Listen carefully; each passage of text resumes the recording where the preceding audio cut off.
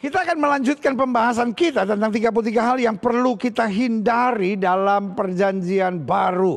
Dan selalu saya nyatakan bahwa mencintai Yesus bukan hanya melakukan apa yang Yesus suka, tapi mencintai Yesus juga berarti meninggalkan apa yang Yesus nggak suka. Nah, ini yang saya mau saudara perbuat. Taruh tangan kananmu di bagian dada. Ya semua. Jangan karena mentang-mentang, oh ini cuma VR. No. Taruh tangan kanan saudara di dada. Sama-sama bilang sama saya harus meninggalkan yang Yesus nggak suka. Yes. Kita selalu diingatkan. Kenapa kita perlu diingatkan? Supaya roh kita menyambut. Setiap kali kita tahu ada hal-hal yang Yesus gak suka, roh kita akan berontak. Kenapa? Karena setiap minggu kita deklarasikan, saya harus meninggalkan apa yang Yesus gak suka. Karena itu saudaraku, saya mau saudara buat langkah profetik ini. Sekali lagi sama-sama bilang sama saya harus meninggalkan yang Yesus gak suka. Semangat dong. Sekali lagi sama-sama bilang, saya harus meninggalkan yang Yesus gak suka. Wow, haleluya. Saya harus meninggalkan yang Yesus gak suka. Saudara-saudara yang ada di rumah, ketik di live chat saudara, saya harus meninggalkan yang Yesus gak suka.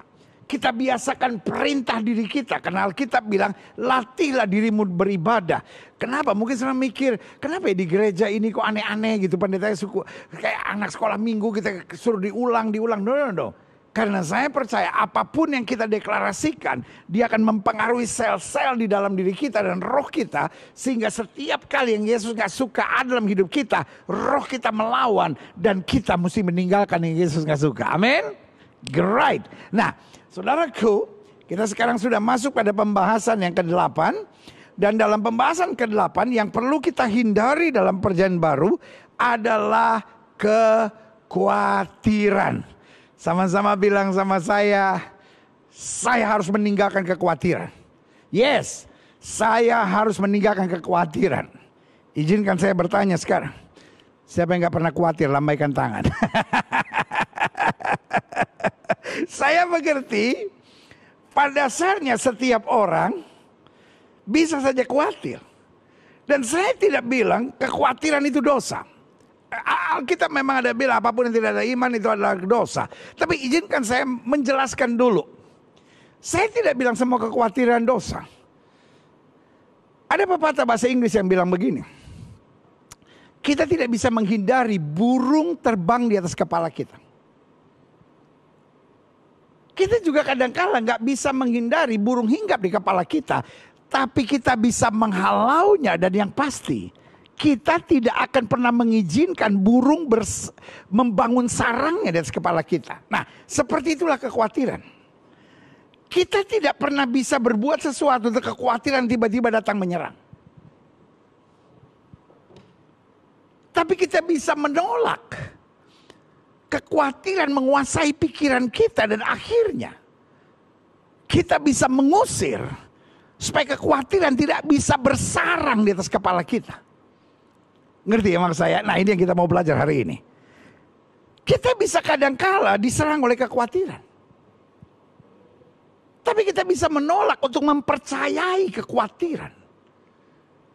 Dan kita bisa menolak supaya kita tidak dikuasai oleh kekhawatiran. Ya, oke? Nah, ini yang kita mau jelaskan hari ini. Klik. Kita lihat firman Tuhannya dulu. Dalam Matius 6 ayat 25-34 hal kekhawatiran. Karena itu aku berkata kepadamu, janganlah khawatir akan hidupmu. Dan sudah berkali-kali saya bilang, when God say don't, it mean don't. Kalau Tuhan bilang jangan, artinya semangat dong, sama-sama bilang sama saya jangan. Kalau Tuhan bilang jangan, artinya yang keras dong. Kalau Tuhan bilang jangan, artinya jangan. Kalau Tuhan bilang jangan, artinya jangan. Kalau Tuhan bilang jangan, artinya jangan. Karena itu aku berkata kepadamu, janganlah khawatir akan hidupmu, akan apa yang hendak kamu makan atau minum. Janganlah khawatir pula akan tubuhmu, akan apa yang hendak kamu pakai. Bukankah hidup itu lebih penting daripada makanan, tubuh itu lebih penting daripada pakaian. Pandanglah burung-burung di langit yang tidak menabur dan tidak menuai dan tidak mengumpulkan bekal dalam lumbung, namun diberi makan oleh Bapamu yang di surga. Bukankah kamu jauh melebihi burung-burung itu? Sama-sama bilang saya berharga. Salah satu yang setan mau serang di akhir zaman adalah perasaan berharga. Kita mulai merasa diri kita gak berharga. Tapi hari ini saya mau bilang kita berharga bukan karena apa yang kita mampu capai, bukan karena apa yang kita miliki, tapi kita berharga karena Kristus mengasihi kita. Dia sudah mati buat kita. Dia tinggalkan sorga mencari kita, karena itu kita berharga. Alkitab dengan tegas berkata, kamu berharga di mataku dan mulia. Saya lebih mempercayai firman Tuhan daripada perasaan saya dan apa yang orang katakan. Klik.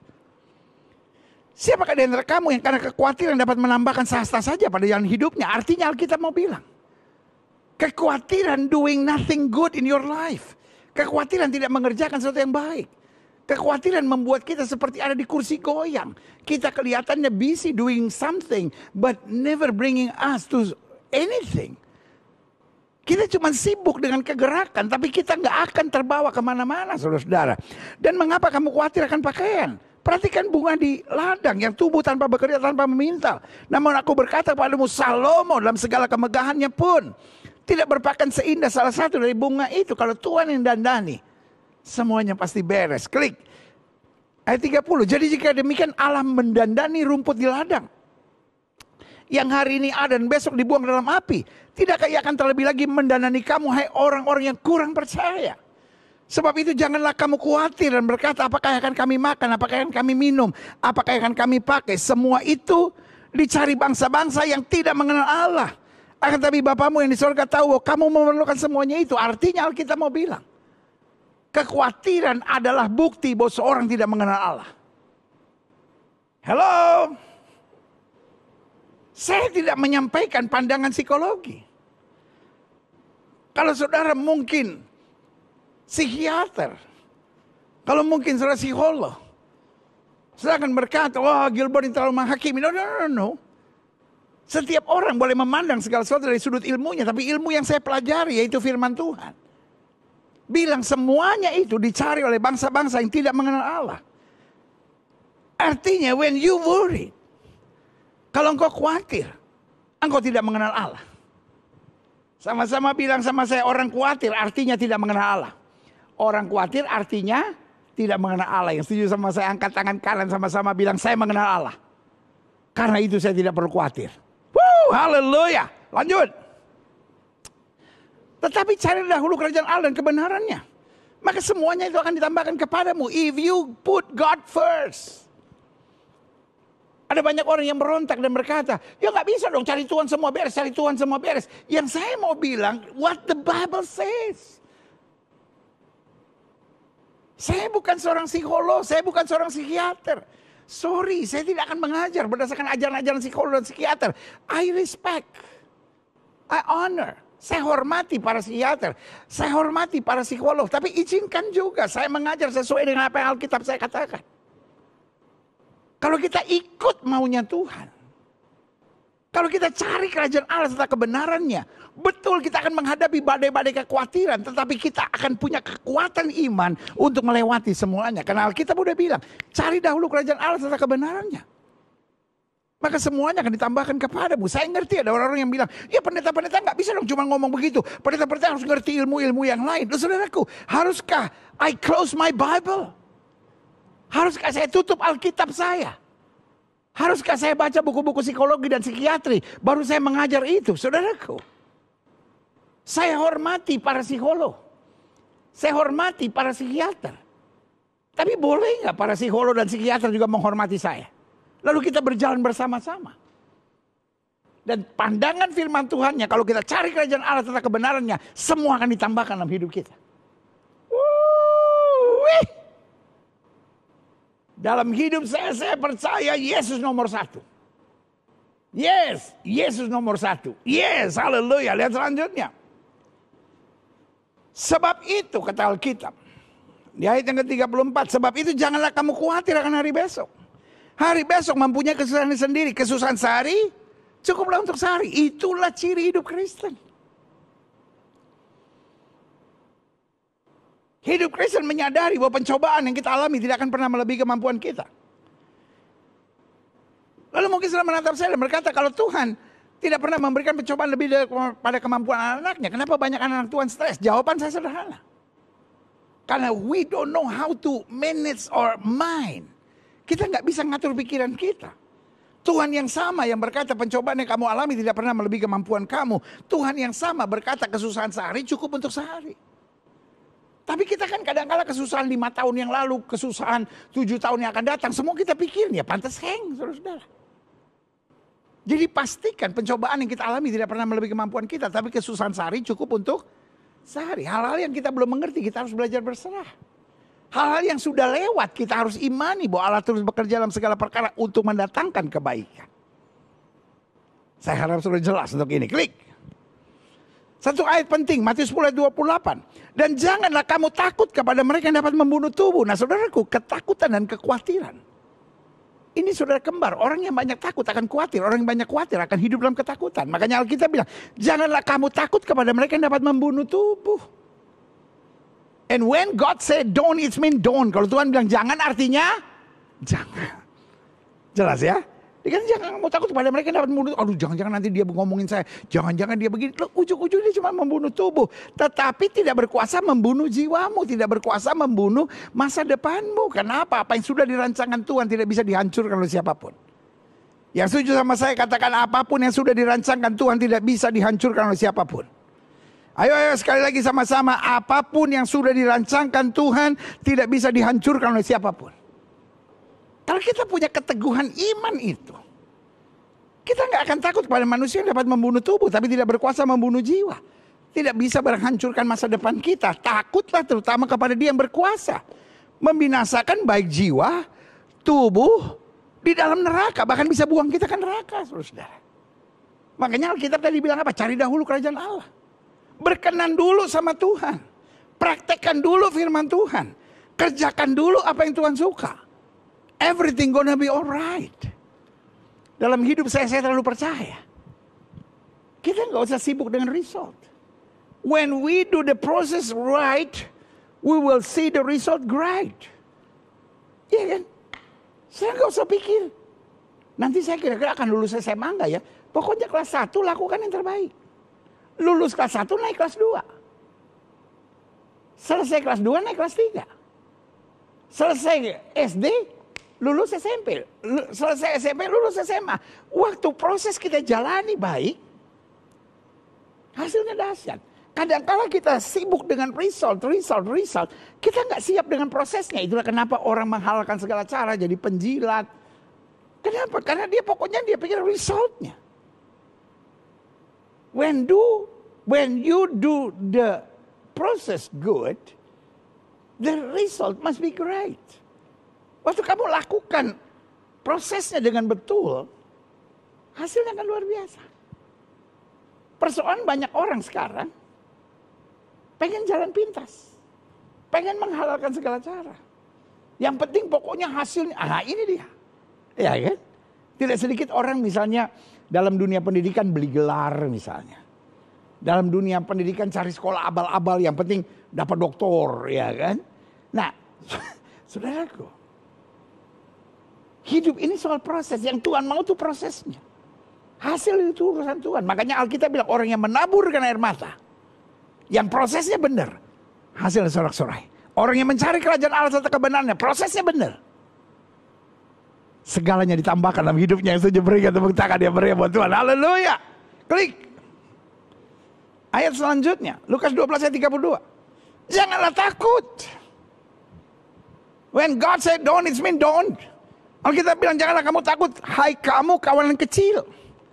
Karena kamu merasa kecil, kamu merasa lemah, kamu merasa tak berdaya, kamu merasa gak kuat. Kamu merasa bukan siapa-siapa, karena Bapamu telah berkenan memberikan kamu kerajaan itu. Betul kamu kecil, betul kamu biasa. Tapi ketika kamu jalani yang Tuhan perintahkan kepadamu. Bukan kamu yang mencapai kerajaan itu, Tuhan yang memberikan kerajaan itu kepadamu. Jadi anak-anak Tuhan yang harus dipikirkan tanggung jawabnya. Yang harus dipikirkan tugasnya. Yang harus dipikirkan ketaatannya kepada firman Tuhan. Klik. Saya belajar di sini. Takut dan khawatir. Ada dosa mula-mula yang timbul akibat pemberontakan manusia di Taman Eden. Ada banyak orang pikir, aduh pendeta udah deh gak usah khotbah tentang takut, khawatir. Pada saat setiap orang pasti takut dan khawatir. Saudaraku yang kasih dalam Tuhan. Saya setuju setiap orang ada bagian-bagian yang takut dan khawatir. Tapi selama kita mengendalikan ketakutan dan kekhawatiran kita. maka Tuhan akan menyatakan kemuliaannya. Seperti Alkitab bilang, dia akan memberikan kerajaan itu kepadamu. Tapi kalau ketakutan dan kekhawatiran mengendalikan kita,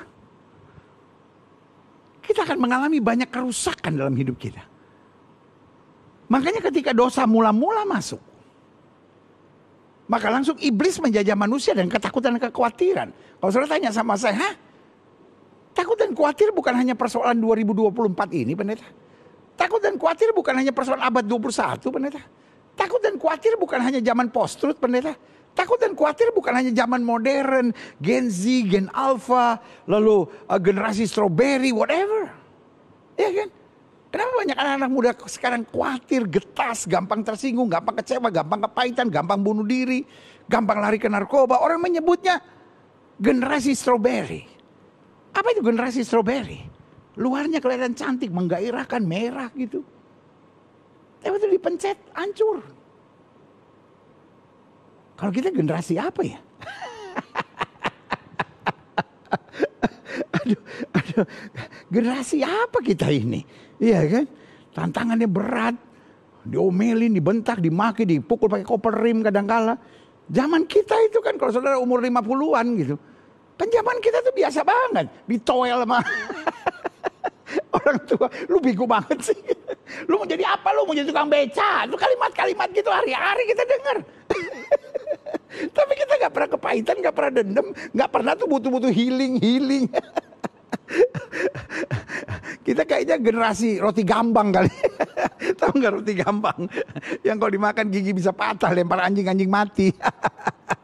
Nah, saudara kayak kasih dalam Tuhan. Maka saya bilang, takut dan khawatir adalah dosa mula-mula yang timbul akibat pemberontakan manusia di Taman Eden. Jadi dari awalnya, iblis pakai ketakutan dan kekhawatiran untuk menghancurkan banyak orang. Klik. Kita lihat misalnya Adam dan Hawa. Dosa yang pertama yang masuk dalam hidup Adam dan Hawa, takut dan khawatir. Kejadian 3 ayat 9-10. Tetapi Tuhan Allah memanggil manusia itu dan berfirman kepadanya, di manakah engkau? Pertanyaan saya, Adam dan Hawa tahu nggak bahwa Tuhan Maha tahu? He knows. Minimal dia tahu dua hal. Tuhan Maha Kuasa dan Tuhan Maha tahu. Karena Tuhan yang ciptakan semua. Dan God knows everything. Bahkan Tuhan bilang sama Adam, tidak baik kalau manusia itu seorang diri saja. Dari mana Tuhan tahu bahwa Adam kesepian? Karena dia Maha tahu. Sekarang ya Tuhan yang panggil dia. Di manakah engkau? Bukan Tuhan yang nggak tahu Adam dan Hawa di mana. Tapi Tuhan yang mau Adam dan Hawa jujur sama Tuhan. Tapi apa yang terjadi? Ia menjawab. Ketika aku mendengar bahwa engkau ada dalam taman ini, aku menjadi takut, aku menjadi khawatir. Kenapa? Aku telanjang, sebab itu aku bersembunyi. Jadi yang main adalah otaknya. Aduh nanti gimana kalau begini, aduh nanti kayak begini, aduh gimana kalau begini. Nah, saudaraku yang kasih dalam Tuhan. Rancangan iblis sudah jelas dalam ketakutan dan kekhawatiran. Manusia mau lari dari Tuhan. Manusia mau menghalalkan segala cara. Manusia mau menipu. Manusia mau mencurangi Tuhan. Manusia mau merasa Tuhan itu jauh, Tuhan itu jahat, Tuhan itu gak melakukan yang baik buat hidupnya. Lihat saudaraku yang kasih dalam Tuhan. Kita melihatnya sebagai takut dan khawatir. Kenapa hari ini buat saya? Takut dan khawatir adalah bagian yang sangat penting yang harus kita hindari. Yang pertama karena kita tahu. When God said don't, it means don't. Kalau Tuhan bilang jangan, artinya jangan. Yang kedua, karena ini sangat merusak, karena ini sangat menghancurkan kita. Yang kedua, lihat ya dari Adam dan Hawa. Bahwa persoalannya cuma sederhana, takut dan khawatir. Yang bersumber dari pikiran yang liar, yang bersumber dari pikiran yang penuh asumsi. Tapi akibatnya, dia mau menjauh dari Tuhan, dia mau berbohong sama Tuhan, dia mau merasa Tuhan itu jahat. Jadi yang terjadi adalah kehancuran hubungan antara manusia dan Tuhan. Klik. Kain. Setelah Kain membunuh adiknya Habel. Lalu Tuhan memberi hukuman kepada Kain. Kata Kain kepada Tuhan, hukumanku itu lebih besar daripada yang dapat kutanggung. Engkau menghalau aku sekarang dari tanah ini dan aku akan tersembunyi dari hadapanmu. Seorang pelarian dan pengembara di bumi. Maka barang siapa yang akan bertemu dengan aku, tentulah akan membunuh aku. Lihat saudaraku yang kasih dalam Tuhan. Berarti yang ada dalam pikiran Kain, Tuhan tuh keji, Tuhan tuh jahat. Tuhan mau menghabisi saya sekarang. Tuhan yang maha tahu, Tuhan maha kuasa, tapi dia bukan maha pengampun. Jadi buat apa lagi saya hidup? Lihat saudara, yang kasih dalam Tuhan. Kesannya cuma khawatir. Kesannya cuma takut. Tapi takut dan khawatir yang di-entertain, takut dan khawatir yang dibiarkan menjajah kita. Karena takut dan khawatir itu. Kalau kita tidak berbuat sesuatu, dia terus akan bertambah parah. Jangan selalu pikir, takut dan khawatir ya levelnya tetap 10 misalnya. No, mulainya 10, lama-lama 15, lama-lama 30, lama-lama 45. Lama-lama 60, lama-lama 78. Terus sampai akhir dia menguasai, menjajah dan membuat saudara akhirnya terbelenggu sama sekali. Jadi jangan pikir it's okay. Takut dan khawatir is not okay. Sorry untuk bilang ini. Saudara boleh marah sama saya, saudara boleh tersinggung sama saya. Tapi kan boleh nggak saya bilang? Saya gembala yang mencintai saudara. Saya gampang sekali kok pergi keluar kota undang hamba Tuhan lain. Tapi saya merasa ini sesuatu yang Tuhan taruh dalam hati saya. Saya ngerti ada orang yang bilang, ngapain sih Gilbert cuma layar doang. I love you. Pesan ini harus saya sampaikan buat setiap saudara. Buat saya jauh lebih gampang mengundang hamba Tuhan lain. Tapi saya mau jemaat betul-betul terdidik, terlatih. Untuk terus bertumbuh dalam terang Tuhan. Karena saya mau lihat jemaat yang semakin dewasa dalam Tuhan. Dan ayat ini jelas bilang sama kita. Aku akan tersembunyi di hadapanmu, seorang pelarian, pengembara di bumi. Maka barang siapa akan bertemu dengan aku, tentu akan membunuh aku. Dia mulai merasa Tuhan itu jahat. Dia mulai merasa percuma dekat sama Tuhan. Dia mulai merasa hidup saya tidak berharga.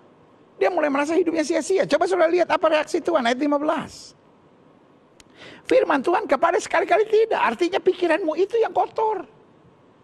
Pikiranmu itu yang jahat. Asumsi-asumsimu itu yang menjajah engkau.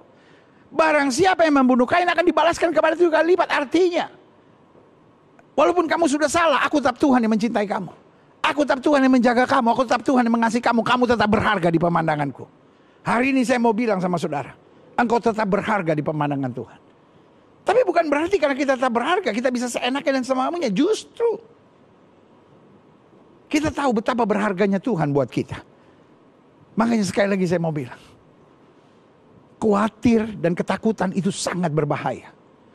Khawatir dan ketakutan sangat merusak. Jangan pernah bilang saya memang orang yang begini mau diapain. Keluar dari kekhawatiranmu. Setan mau kau tetap khawatir.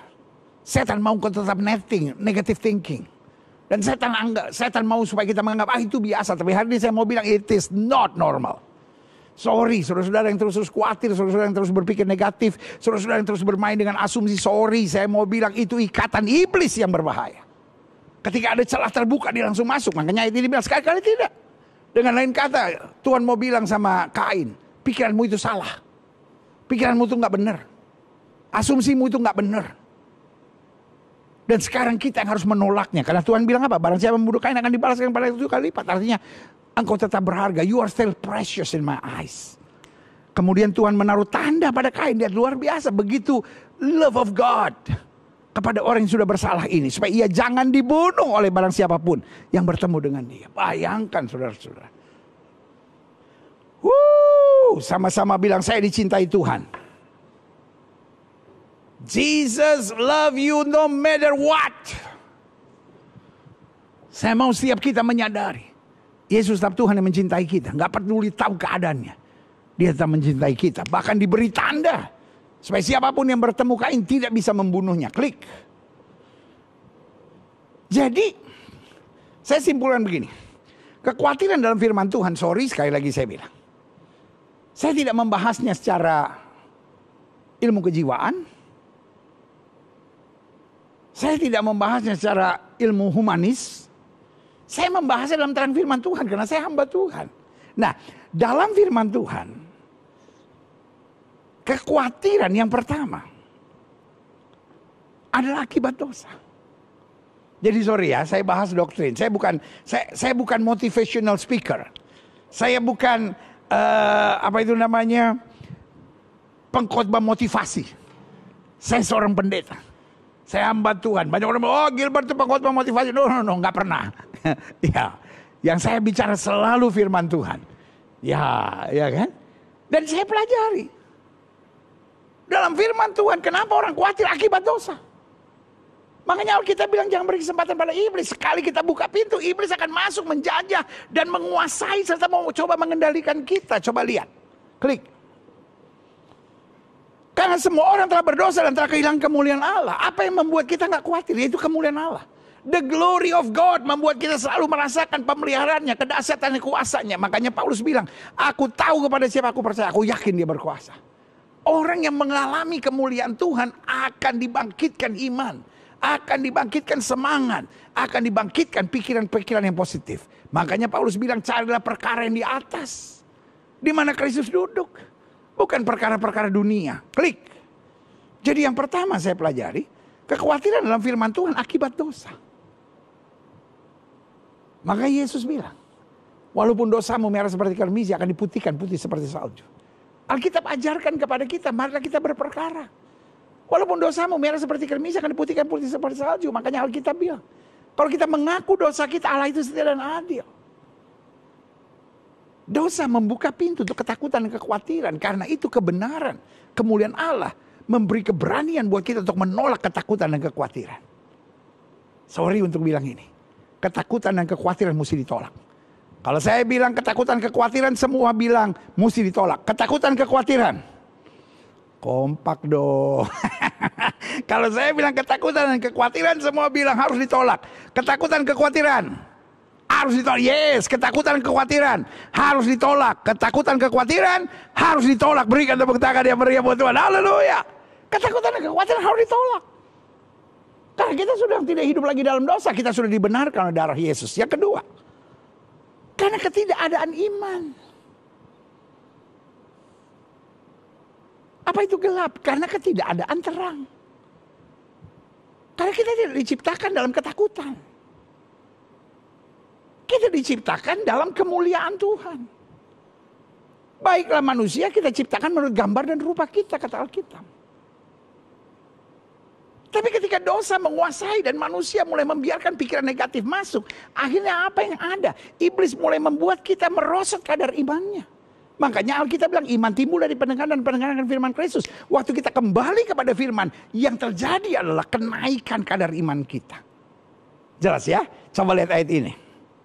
Ibrani 11 ayat 6. Tapi tanpa iman, tidak mungkin orang berkenan kepada Allah. Sebab barang siapa berpaling kepada Allah, ia harus percaya, ia harus beriman bahwa Allah ada, bahwa Allah memberi upah, bahwa Allah membela orang-orang yang sungguh-sungguh mencari Dia. Karena Alkitab udah bilang, cari dahulu kerajaan Allah serta kebenarannya, semuanya akan ditambahkan. Ketika kita nggak ada iman, otomatis kita khawatir. Makanya iblis gak peduli kita masuk gereja sejauh kita nggak beriman. Dan salah satu ciri kita nggak beriman, pikiran kita liar. Kita selalu berpikir negatif. Orang yang berpikir negatif cepat emosi. Orang yang berpikir negatif apa saudara? Cepat emosi. Orang yang berpikiran negatif cepat sedih, cepat tertekan, cepat berontak. Makanya saya bilang, ketakutan dan kekhawatiran ini bahaya sekali saudara. Orang yang takut dan khawatir itu merasa Tuhan meninggalkannya, merasa Tuhan tuh nggak baik, merasa rumah tangganya nggak perlu dipertahankan, merasa berdoa itu percuma, merasa melayani itu percuma. Kenapa? Karena kekhawatiran sudah mengendalikan pikiran saudara. Makanya kalau kita kaji firman Tuhan jelas, kenapa adanya ketakutan dan kekhawatiran? Yang pertama, karena adanya dosa. Yang kedua, karena tidak adanya iman. Yang ketiga, jadi kenapa timbulnya kekhawatiran? Karena ketidakmengertian rencana Tuhan. Coba lihat ayat ini.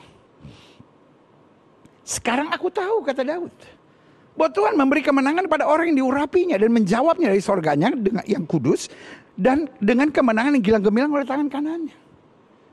Orang sekarang bilang, kemana aja lu selama ini? Jadi orang yang gak mengerti kehendak Tuhan selalu berpikir, betul gak ya penyakit saya bisa disembuhkan? Betul gak ya satu orang bertobat suruh isi rumah tangga diselamatkan? Yang pertama saya mau bilang, masalah yang timbul bukan bukti bahwa Tuhan itu gagal.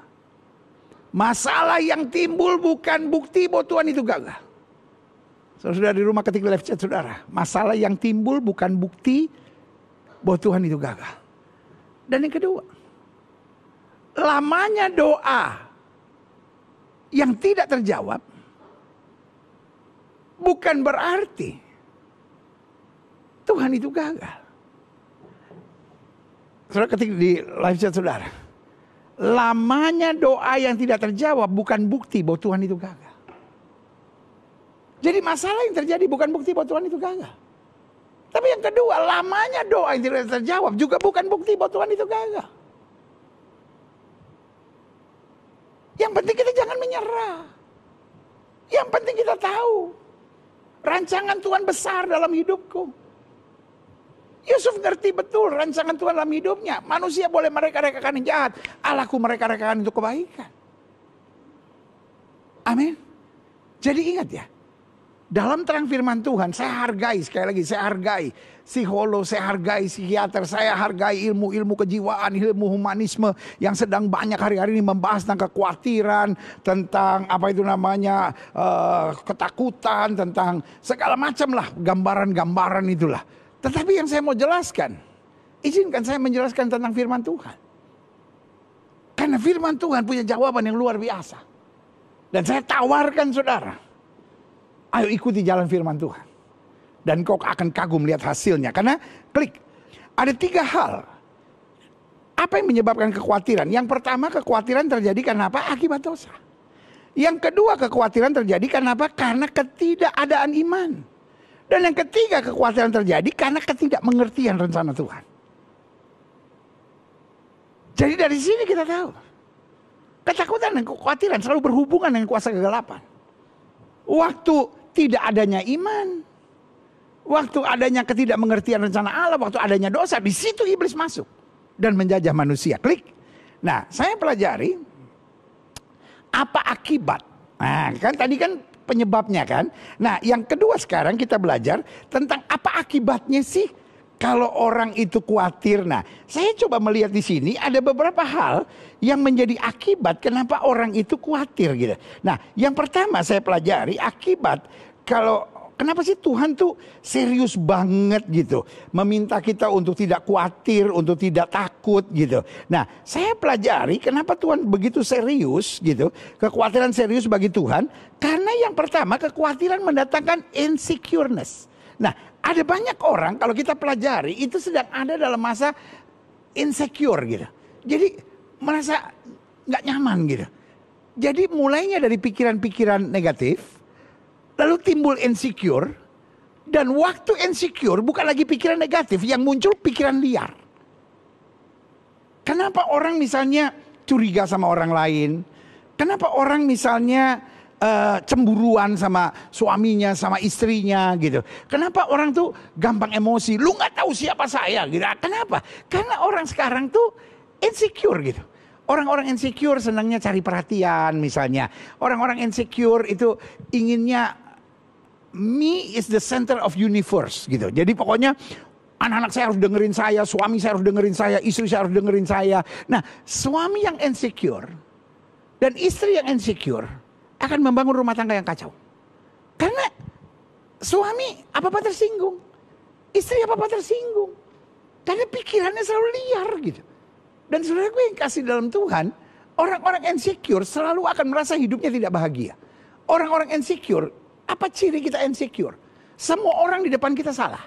Karena yang kita lihat selalu kekurangan orang. Nah, orang-orang insecure nggak pernah bisa lihat kelebihan orang. Karena kelebihan orang itu mendatangkan insecureness dalam hidupnya gitu. Jadi kalau dia lihat orang lain lebih dipuji, waduh dia ngerasa kayak, waduh dunia ini udah hancur nih gitu. Ketika orang lain lebih kaya, orang lain lebih sukses, orang lain lebih disayang, orang lain lebih dihargai. Jadi kalau suaminya senyum sama orang, dia bilang, kenapa sih kamu kok senyum sama orang, gak pernah senyum sama saya gitu. Kalau suaminya ngomong baik sama orang, kenapa sih kamu ngomong baik sama saya selalu kasar. Karena dia gak bisa, gak thankful gitu. Hidupnya gak pernah bersyukur gitu. Karena ada insecureness. Orang yang insecureness, selalu dia merasa semua orang salah. Jadi ciri orang insecureness, semua orang salah. Lalu yang kedua, hidupnya gak pernah bisa bersyukur. Lalu yang ketiga, orang insecure selalu merasa hidup saya berat, hidup saya susah gitu. Nah, kalau itu saudara, semua orang mengecewakan saudara, Saudara nggak bisa bersyukur dalam hidup. Saudara merasa segala-galanya berat. Ya kan? Saudara nggak bisa dengar orang dipuji di samping saudara. Sorry untuk bilang. Ada kuasa kegelapan yang bernama insecure sedang menguasai saudara. Coba lihat ayat ini. Ayat ini bilang apa? Kejadian 26 ayat 9. Lalu Abimelek memanggil Ishak dan berkata, sesungguhnya dia istrimu. Masa kan kau berkata dia saudaraku? Jawab Ishak kepadanya, karena pikirku, jangan-jangan aku mati karena dia. Itu dia orang insecure. Semua orang gak beres nih. Nanti jangan-jangan begini nih. Gak bisa bersyukur gitu dalam hidupnya. Saudaraku, mungkin hari ini, sekali lagi saya bilang, I love you. Saya mencintai saudara. Saya gak mau saudara dengar firman, tapi hidup saudara insecure gitu. Jadi sudah bermasalah sama semua orang gitu. Orang yang secure, itu yang Alkitab bilang, berbahagia orang membawa damai. Karena mereka akan disebut anak-anak Allah. Tahu gak saudara? Yesus gak emosi ketika dia bilang dia kerasukan setan. Yesus gak emosi ketika dia bilang salibkan dia. Dia gak berteriak, salah gua mana? Karena orang yang secure gak akan mau ngelawan siapapun. Orang yang secure tahu betul ada pembelaan Tuhan. Yesus bilang apa? Manusia boleh mereka-rekakan yang jahat, tapi Allahku mereka-rekakan untuk kebaikan. I'm secure. Daud dimaki oleh Goliat, anjing ke aku sampai kau datangi aku dengan batu seperti ini. Tapi dia feel secure. Engkau boleh datangi aku dengan pedang tombak dan bingkai, tapi aku datangi kau dengan nama Tuhan semesta alam. Herodes adalah orang yang insecure. Baru ditanya, di manakah raja yang baru dilahirkan itu? Wah, langsung dia pikir, oh jangan-jangan begini, jangan-jangan begini. Saudaraku, bahayanya kalau kita membuka ketakutan dan kekhawatiran, lama-lama sudah masuk dalam insecureness. Pikiran negatif membawa pada insecureness. Tapi insecureness akhirnya menyerang pikiran menjadi liar. Karena itu, saya berdoa sungguh-sungguh. Meskipun saya tidak bersama saudara hari ini, tapi saya percaya betul kuasa Tuhan sedang bekerja dalam diri saudara. Karena ini hal yang kelihatannya sepele, tapi menghancurkan banyak orang. Saya berdoa anak-anak Tuhan minimal punya secureness. Punya keyakinan teguh bahwa Tuhan yang bela saya. Melewati air aku tidak akan dihanyutkannya. Melalui api aku tidak akan dihanguskannya. Haleluya. Klik. Mengapa kekhawatiran serius bagi anak Tuhan? Karena kekhawatiran mendatangkan suspicious. Kehidupan yang curiga gitu. Coba lihat ayat ini. Coba lihat ayat ini. 1 Timotius 6 ayat 4. Ia adalah seorang yang belagak tahu. Nah ini dia. Orang yang suspicious itu, orang yang kalau pikiran negatif menjadi orang yang sok tahu gitu. Kenapa pikirannya, aduh kalau saya diem-diem aja nanti saya direndahin orang. Jadi dia mesti kelihatannya mengendalikan semua, dia kayaknya tahu segala-galanya gitu. Padahal sebenarnya di dalam diri dia ada kekosongan karena ketakutan dan kekhawatirannya dia itu. Padahal dia tidak tahu apa-apa. Penyakitnya ialah mencari-cari soal, mau sok jago, sok pinter gitu. Bersilat kata yang menyebabkan dengki, cedera, fitnah. Dan sebetulnya karena apa? Curiga. Orang kalau kekhawatiran, hidupnya curiga terus. Dan pada dasarnya, gak ada orang suka dicurigain. Kalau bos saudara di kantor, saudara seorang yang khawatir, takut, selalu curiga. Oh jangan-jangan dia mau maling, jangan-jangan ini. Jadi gak ada orang bisa dekat dengan dia gitu. Karena semua orang dekat dia pikir maling. Semua orang dekat dia pasti mau ngambil keuntungan sesuatu gitu. Loh, kalau orang pun memanfaatkan saudara, minimal hidupmu bermanfaat. Kenapa sih? Alkitab bilang terlebih berkat memberi daripada menerima. Orang-orang yang curigaan selalu tuh ketakutan kehilangan sesuatu gitu. Oh sesuatu mau diambil. Sesuatu mau diambil dari kita. Berkat Tuhan selalu luar biasa dalam hidup kita. Boleh gak hidup santai? Boleh gak hidup percaya? Kalaupun sesuatu diambil dari saya, Tuhan menggantinya berlipat kali ganda. Berikan tepuk tangan dia berikan buat Tuhan. Selanjutnya yang ketiga. Mengapa kekuatan serius bagi Tuhan? Yang pertama, karena dia mendatangkan insecureness. Yang kedua mendatangkan suspicious. Sikap hidup yang curiga. Yang ketiga mendatangkan doubt. Apa itu doubt? Kekhawatiran yang lebih dalam lagi. Coba lihat ayat ini. Matius 28 ayat 17. Ketika melihat dia, mereka menyembahnya. Tetapi beberapa orang ragu-ragu. Itulah doubt. Bimbang. Selalu gak yakin akan segala sesuatu. Jadi gak pernah firm gitu. Selalu hidup bimbang gitu. Selalu hidup ragu-ragu. nanti kalau saya buat begini, bagaimana ya kalau begini ya? Nanti kalau saya buat begini, bagaimana? Setiap jalan apapun yang kita ambil ada resikonya. Tapi Roma 8 ayat 28 bilang Allah terus bekerja dalam segala perkara untuk mendatangkan kebaikan. Keraguan-raguan membuat orang tidak berani melangkah. Keraguan-raguan membuat orang gak punya prinsip. Keraguan-raguan menciptakan kita jadi penjilat. Karena orang ragu-ragu tidak punya value. Makanya Paulus punya value. Dia bilang apa? Celakalah aku jika aku tidak memberitakan Injil. Dia tahu dalam pemberitaan Injil ada harga yang harus dia bayar. Tapi karena dia sadar bahwa Tuhan panggil dia untuk memberitakan Injil, dia siap melewatinya. Saya berdoa, Jemaat Gereja Bethel Indonesia Global Fellowship Center, baik yang hadir di gereja maupun yang di rumah masing-masing, setiap saudara minimal punya value dalam hidup saudara. Setiap saudara minimal dalam kehidupan ini gak ragu dalam melangkah. Karena kita tahu setiap langkah yang kita ambil ada resikonya. Tapi Allah terus bekerja dalam segala perkara untuk mendatangkan kebaikan. Haleluya. Selanjutnya, yang keempat, skepticism. Apa itu? Jadi orang khawatir yang pertama insecureness. Nggak pernah rasa aman gitu. Yang kedua, curigaan gitu. Yang ketiga, ragu-ragu gitu. Bimbang dalam segala hal gitu. Yang keempat, skepticism. Apa itu skepticism? Klik. Matius 25 ayat 24-25. Kini datanglah juga hamba yang menerima 1 talenta itu. Saudara ingat kan ada 5 talenta, ada 2 talenta, ada 1 talenta. Dan berkata, Tuhan, aku tahu bahwa Tuhan adalah manusia yang kejam yang menuai di tempat di mana Tuhan tidak menabur. Dan memungut di tempat di mana Tuhan tidak menabur. Ini yang saya bilang. Orang khawatir, senangnya menghakimi orang. Dan orang khawatir, meskipun salah pikirannya, dia yakini gitu. Dia yakini semua orang gak benar, saya yang paling benar, saya yang paling rohani, saya yang paling ngerti, saya yang paling baik.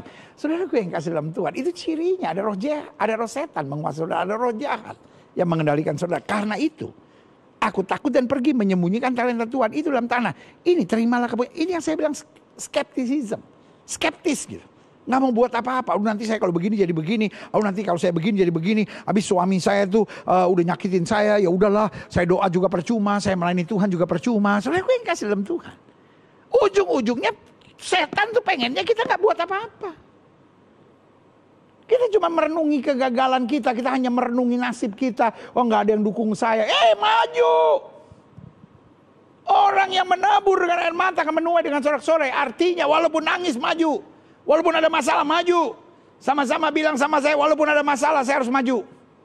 Semangat dong. Sama-sama bilang sama saya, walaupun ada masalah saya harus maju. Yes, walaupun ada masalah saya harus maju. Walaupun ada masalah saya harus maju.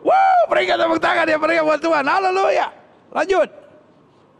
Jadi ingat ya, kekhawatiran mendatangkan insecureness, mendatangkan suspicious, mendatangkan doubt, mendatangkan skepticism. Dan ini yang juga parah, mendatangkan anxiety. Ikatan ketakutan yang berlebihan. Sampai tidak sedikit orang akhirnya kena asam lambung, kena segala macam penyakit gitu. Jantung, darah tinggi, kolesterol terganggu, pengentalan darah. Berbagai penyakit, kenapa? Anxiety. Anxiety membuat orang gak bisa tidur. Dan dia pikir obatnya adalah obat tidur.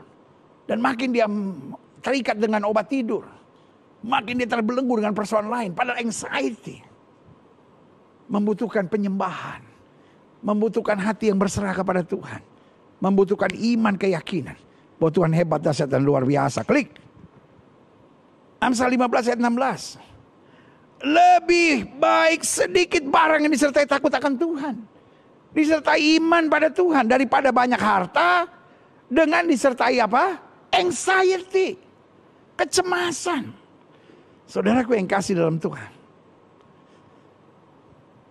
salah satu penyakit yang paling menyerang manusia di akhir zaman adalah anxiety. Saudara, sekali lagi saya tegaskan, saya mencintai jemaat yang olehnya Tuhan percayakan untuk saya gembalakan. Betapa sedihnya hati saya. Bahkan kalau saya izinkan, kalau saya boleh pakai ayat ini, atau saya boleh pakai istilah ini, betapa hancurnya hati saya Kalau saya mengetahui jemaat yang oleh Tuhan percayakan saya gembalakan, akhirnya dikuasai anxiety. Sampai keringat dingin. Sampai hidup selalu dalam ketakutan, kekhawatiran. Asam lambung naik. Gemetar. Hari ini saya cuma mau bilang. Mulainya adalah hal sepele. Yang bernama ketakutan, kekhawatiran. Kita tidak bisa membiarkan burung terbang dari kepala kita. Tapi kalau dia hinggap, jangan dinikmati. Kalau kekhawatiran mulai datang, tolak. Bilang saya anak Tuhan, saya diberkati. Tuhan tolong saya, Tuhan bela saya. Betul saya belum lihat sekarang, tapi janji Tuhan ya dan amin. Dan Alkitab bilang, orang yang bertahan sampai kesudahan itu akan beroleh selamatnya. Coba lihat ayat ini, klik. Lukas 21 ayat 26. Orang akan mati ketakutan. Lihat bahayanya anxiety ini. Orang akan mati ketakutan karena kecemasan. Berhubung dengan segala apa yang menimpa bumi ini. Bukan yang menimpa bumi ini yang menghancurkan kita. Tapi kecemasan kita. Sikap anxiety kita. Jadi dari ketakutan kekhawatiran. Akhirnya berubah menjadi anxiety. Dan anxiety ini akhirnya membelenggu dan mengikat kita.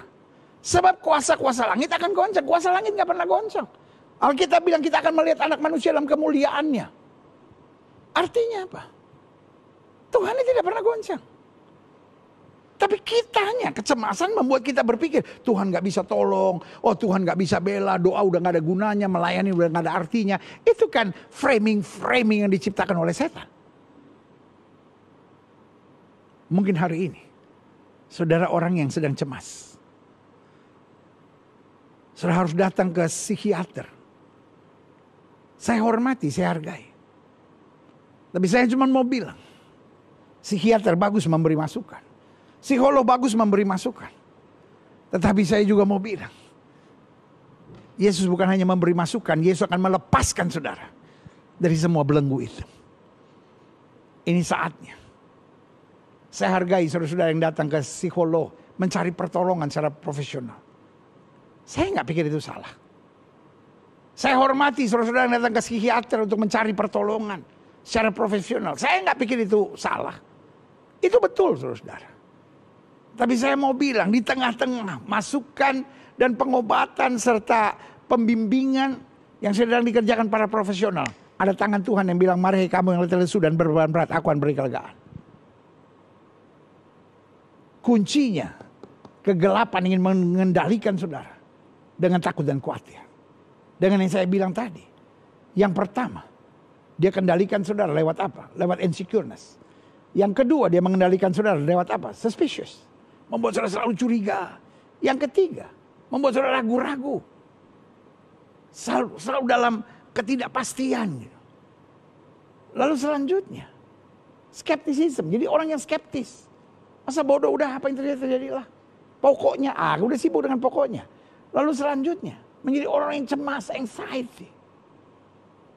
Dan sebagai penutup, saya undang pemain musik maju ke depan. Dan sebagai penutup saya tekankan begini. Kunci kemenangan atas kekhawatiran. Ini yang saya bangga dengan Alkitab. I'm proud of my Bible. Yang setuju sama saya katakan saya bangga Alkitab saya. Yes. Saya bangga Alkitab saya. Dan izinkan saya di kesempatan ibadah minggu yang luar biasa ini. Mengangkat Alkitab saya. Untuk bilang, saya bangga dengan Alkitab. Orang boleh bilang Alkitab sudah dipalsukan, Alkitab begini, biarin orang mau ngomong apapun. But I'm proud of my Bible. Woo! Saya bangga akan Alkitab saya. Kenapa saya bangga Alkitab saya?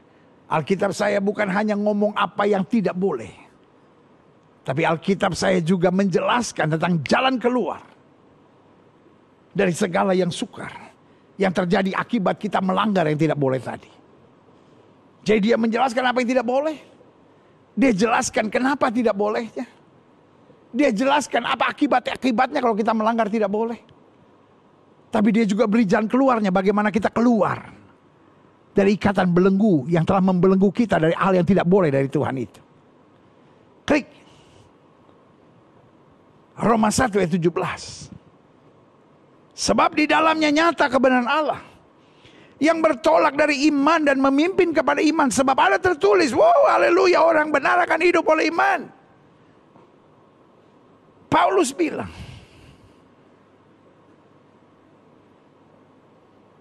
hidup yang kujalani sekarang bukan karena melihat, tapi karena percaya. Daud bilang, yang lain boleh bermegah dengan kereta, yang lain boleh bermegah dengan kudanya, tapi aku bermegah dalam Allah yang memberi kekuatan kepada aku. Karena Alkitab sudah bilang, orang benar akan hidup oleh iman. Berarti hari ini saya hanya mau ingatkan buat setiap saudara sekalian. Mencintai Yesus bukan hanya mengerjakan yang Yesus suka. Tapi mencintai Yesus juga meninggalkan yang Yesus gak suka.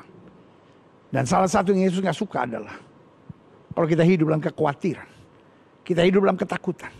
Karena itu sungguh merusak kita, sungguh menghancurkan kita. Saya ngerti, ini bukan dosa yang bernama perzinahan.